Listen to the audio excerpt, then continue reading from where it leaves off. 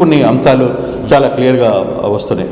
మరోవైపు ప్రధానమంత్రిగా అటల్ బిహారీ వాజ్పేయి ప్రమాణ స్వీకారం చేసిన తర్వాత కూడా ఆయన తన బల నిరూపణలో ఒక ఓటుతో ఆయన ఓడిపోయిన పరిస్థితి కూడా మనం చూసాం. ఇటువంటి సందర్భాలు చాలా ఉన్నాయి. మన ఎగ్జాంపుల్స్ భారతదేశంలో జరిగిన ఎగ్జాంపుల్స్ చాలా ఉన్నాయి. అటువంటి సిచ్యువేషన్ ఇప్పుడు తమిళనాడులో జరగబోతుంది. ఇప్పుడు కలిసే పరిస్థితి ఉంటుందా? ఒకవేళ నిజంగా ముందు ఏఐడిఎంకే దీనికి పొత్తులో ఉండి వాళ్ళిద్దరూ కలిసి తర్వాత పిలవడానికి ఏమైనా ఛాన్స్ ఉందంటే అది ఒక రకమైన యాక్సెప్ట్ గా చూడాలి. పొత్తు ఎలక్షన్ అయిపోయిన తర్వాత జరిగిన రిజల్ట్స్ లో రెండు పార్టీలు వేరువేరుగా ఉన్న రెండు పార్టీలని ఎవరు మద్దతు తీసుకుని ఎలా చేయగాలి అనేది ఇంకొక చర్చ కూడా జరుగుతుంది. నిజంగా ఆ ఛాన్సెస్ ఉన్నాయా లేదా అనేది కూడా చూడాలి. ఏఐడిఎంకేకి డిఎంకే పొత్తు ముందు విడివిడిగా పోటీ చేశాయి. వాళ్ళ కూటమి వీళ్ళ కూటమి వేరుగా పోటీ చేశాయి. అయితే ఇప్పుడు కలిసిన తర్వాత ఆ రెండు పార్టీలని ఏ విధంగా గవర్నర్ పిలుస్తారు, మీరిద్దరు కలిసి ఫామ్ చేయండి అని పిలుస్తారు. ఒకవేళ నిజంగా వాళ్ళిద్దరిని కలిసినా కూడా వాళ్ళకి కూడా 108 స్థానాలు మాత్రమే వచ్చే పరిస్థితి అయితే కనబడుతుంది. సో ఇటువంటి సినారియా ఈరోజు తమిళనాడు ఎలక్షన్స్లో చాలా ఆసక్తిగా కనపడుతున్న పరిస్థితి. అయితే దీని వెనకాల బీజేపీ కొంత రోల్ ప్లే చేస్తుంది, చాలా గట్టి రోల్ చేస్తుంది. గవర్నర్ని అడ్డం పెట్టుకుని వ్యవహారం అంతా నడుపుతున్నారు అనేది ఆయన చెప్తున్నారు. కానీ గవర్నర్ కూడా నిన్న చాలా క్లియర్గా ఒక మాట చెప్పారు. నేను 118 మ్యాజిక్ ఫిగర్ కోసమే నేను వెయిట్ చేస్తున్నా. నేను మొదటి పిలుపు ఇచ్చేది విజయ్కి ఇచ్చిన తర్వాతనే విజయ్ తన నిరూపణ చేసుకోకపోతే అప్పుడు చూడాలి. కానీ ఇక్కడ మరో తప్పు గవర్నర్ చేస్తున్న తప్పు, రాజ్యాంగపరంగా జరిగిన తప్పుల్లో గవర్నర్ తరఫున జరుగుతున్న తప్పు అని అంటే రాజకీయ నాయకులు మాట్లాడుతున్నారు, సీనియర్ పార్టీలు కూడా మాట్లాడుతున్నాయి చాలామంది. నువ్వు ముందు ప్రమాణ స్వీకారానికి ఎవరైతే లార్జెస్ట్ నెంబర్ ఉందో వాళ్ళని ప్రమాణ స్వీకారానికి మీరు పిలవాలి. అది పిలిచారా లేదా? దాన్ని ఎందుకు పిలవడంలో మీరు డ్రాప్ అవుతున్నారు. పిలిచిన తర్వాత ఏదైతే బల నిరూపణ జరగాలో ఆ బల నిరూపణ ఎక్కడ జరగాలి? అసెంబ్లీ ఫ్లోర్లో జరగాలి. అసెంబ్లీ ఫ్లోర్లో జరగాల్సిన పరిస్థితిలో ఉన్నప్పుడు అసెంబ్లీ ఫ్లోర్లో ఈ బల నిరూపణని పక్కన పెట్టి ఇక్కడున్న గవర్నర్ బంగ్లాలో మీరు బల నిరూపణ ఎందుకు అడుగుతున్నారు అనేది ఇప్పుడు ప్రశ్న. దానికి ఆయన సమాధానం కూడా ఇచ్చే పరిస్థితి అయితే ఉంది. ఆయన కూడా దానికి ఒక మాట చెప్తున్నారు. నేను ఎగ్జాక్ట్గా సుప్రీంకోర్టు తీర్పు గతంలో వచ్చిన పాత కేసులో వచ్చిన తీర్పులో కూడా అటువంటి తీర్పు ఉంది. నేనేం దాన్ని కాదనడం లేదు. కాకపోతే ఎందుకు 118ని ఖచ్చితంగా అడుగుతున్నానంటే ఆ మ్యాజిక్ ఫిగర్ని మీరు తీసుకొని వస్తే ఆ ఫర్దర్గా జరగబోయే రియాక్షన్స్కి, రిప్లికేషన్స్కి నేను బాధ్యుడిని కాదు. ఫర్దర్గా మీరు కానీ బల నిరూపణ చేసుకోలేకపోతే దానివల్ల ఆపద్ధర్మ ముఖ్యమంత్రిగా నేను మరో 2-3 రోజుల్లో మీరు ముఖ్యమంత్రిగా ఉండాల్సిన అపవాదు నేను చేశాననేది వస్తుంది. దాన్ని నేను కాదనడం లేదు అనేది విజయ్ గురించి ఆయన మాట్లాడుతున్నారు.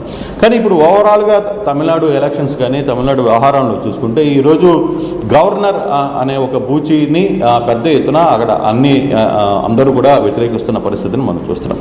మరోవైపు ఈరోజు కాంగ్రెస్ పిలుపునిచ్చింది కంప్లీట్గా.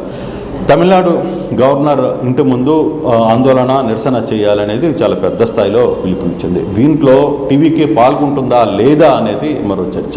ఒకవేళ నిజంగానే టీవీకే పాల్గొనే ఒక వ్యవహారం కానీ జరిగితే అది ఏ విధంగా ముందుకు వెళ్తుంది? ఒకవైపు మెరీనా బీచ్ మొత్తం కూడా పెద్ద ఎత్తున పోలీసుల్ని పెట్టిన పరిస్థితి. కారణం ఏంటంటే జల్లికట్టు తరహాలో అక్కడ ఒక నిరసన చేయబోతున్నారు టీవీకే అభిమానులు మెరీనా బీచ్ మొత్తంలో అని. కానీ ఆ మెరీనా బీచ్ దగ్గరికి ఇప్పుడు వరకు అటువంటి సిచ్యువేషన్ అయితే కనపడలేదు. కానీ భారీ ఎత్తున పోలీసుల్ని మోహరించిన పరిస్థితి అయితే కనపడుతుంది.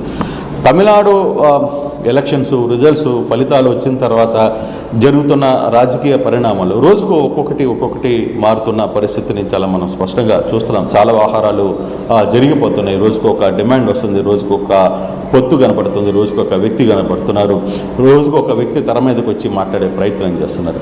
కానీ ఈరోజు వాస్తవంగా జరుగుతున్న పరిస్థితుల్లో 11 గంటలకి మరి కాసేపట్లో సిపిఎం క్యాడర్ మొత్తం కూడా ఈరోజు మీటింగ్ పెట్టుకుంటుంది, స్టేట్ కమిటీతో కలుస్తుంది. 3 గంటలకి సిపిఎం ఒక్కసారి మీరు లైన్ లో అలానే ఉండండి. ఒక్కసారి గతంలో విజయ్ ఈ రెండు ద్రవిడ పార్టీల అధినేతలను ఉద్దేశించి, ఆ పార్టీలను ఉద్దేశించి ఆయన మాట్లాడిన మాటలు అంటే పవర్లో ప్రతిసారి మీరన్నా ఉండాలి, లేకపోతే మేమన్నా ఉండాలి, మన ఇద్దరమే పవర్ని పంచుకోవాలి అన్న మాటలు అధినేత అంటే ఇటు డిఎంకే, ఏఎండిఏకి ఈ రెండు పార్టీల గురించి ఉద్దేశించి విజయ్ మాట్లాడిన మాటలే ప్రస్తుతానికి నిజమవుతున్నాయి.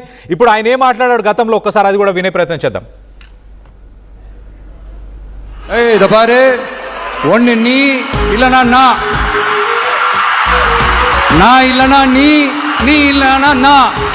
நமக்குள்ள வேற எவனும் நடுவுல வந்துடக்கூடாது. நாம 2 பேரால மட்டும்தான் மக்களை ஈஸியா ஏமாத்த முடியும். இந்த விஜய் வந்ததுனால நமக்கு பொழப்பே போச்சு. மக்கள் வேற அவனை தான் நம்புறாங்க.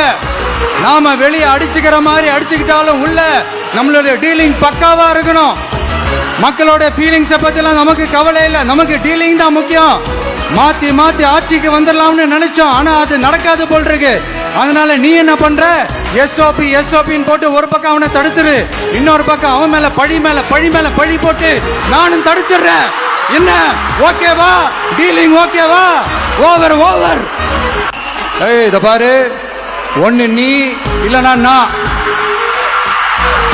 நான் இல்லனா நீ இல்லனா நான். நமக்குள்ள வேற எவனும் நடுவுல வந்துடக்கூடாது. నా ఇల్లనా నీ ఇల్లనా నా అంటే నువ్వు లేకపోతే నేను, మనమే ఉండాలి ఖచ్చితంగా.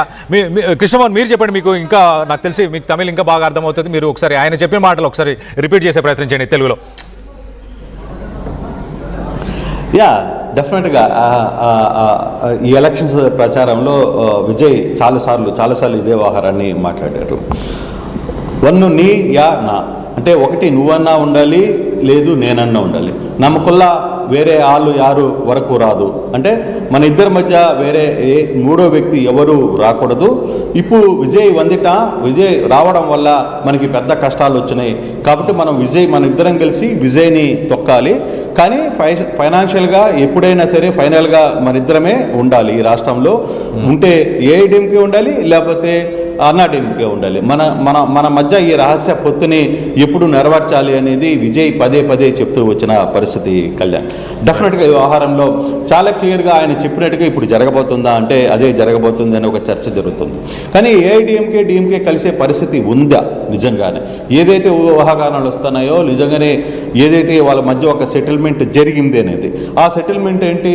ఒకటి ఏఐడిఎంకే నుంచి ఉన్న పళనిసామిని ముఖ్యమంత్రిని చేయాలి, ఉదయనిధి స్టాలిన్ని డిప్యూటీ సీఎం చేయాలి డిఎంకే తరఫున. వీళ్ళిద్దరిని మంత్రి పదవుల్లో అంటే